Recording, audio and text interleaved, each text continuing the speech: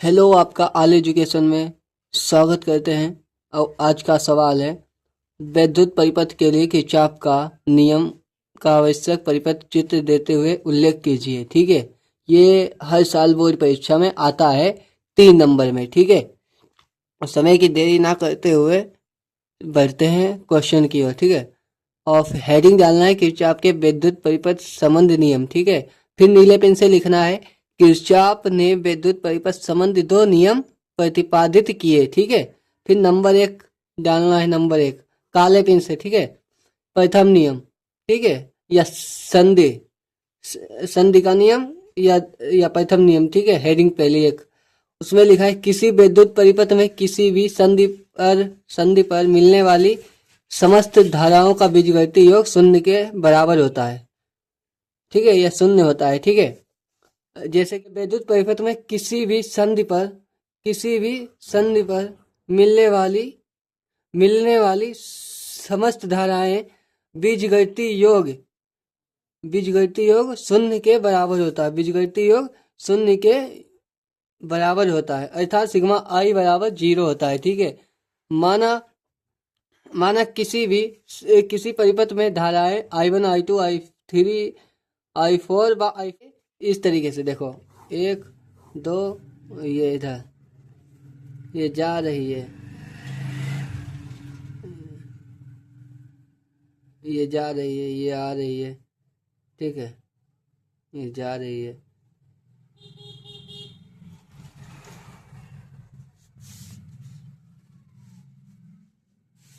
ये देखो। ठीक है, ये जा रही है संधि से। देखो जो जा रही है ये I1 I2 I3 I4। ठीक है, I1 I2 I3 I4 और I5 ये है। ठीक है, जो संधि की ओर आ रही है वो प्लस की होंगी, धनात्मक मतलब धनात्मक होंगी धाराएं। ठीक है, जो दूर जा रही वो ऋणात्मक। ठीक, इसमें लिखा है माना किसी परिपथ में धाराएं I1 I2 I3 I4 व I5 बह रही हैं। ठीक है, जो संधि O पर मिल रही हैं, जो संधि यहाँ ये संधि O पर मिल रही है। ठीक है, जो संधि O पर मिल रही हैं, चिन्ह परिपाटी के अनुसार संधि की ओर आने वाली धाराएं संधि की ओर आने वाली धाराएं धनात्मक तथा संधि से दूर जाने वाली, ये संधि से दूर जाने वाली धाराएं ऋणात्मक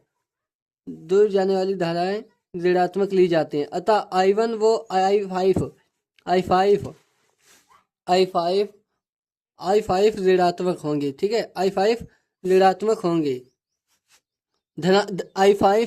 I5 धनात्मक होंगी तथा I2 I3 व I4 ऋणात्मक होंगी। अतः किरचॉफ के नियमानुसार I1 प्लस और जो I2 है, जो देखो I2 दूर जा रही है तो इसलिए माइनस I2 लिखा जाएगा, फिर प्लस का रहेगा। ठीक है, फिर माइनस I2 और फिर माइनस I4 प्लस I5 बराबर 0।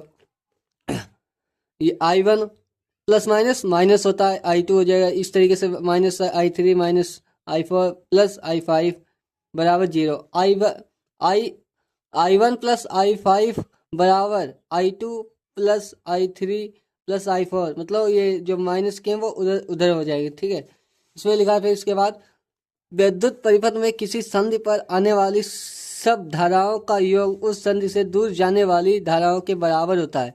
इस प्रकार यह नियम आवेश आरक्षण को व्यक्त करता है। मतलब जो आने वाली धाराओं का योग और जो दूर जाने वाली धाराओं का योग जो शून्य होता है बराबर होता है, वही मतलब किरचॉफ का नियम प्रथम होता है। और ये किस बेस पर पालन होता है?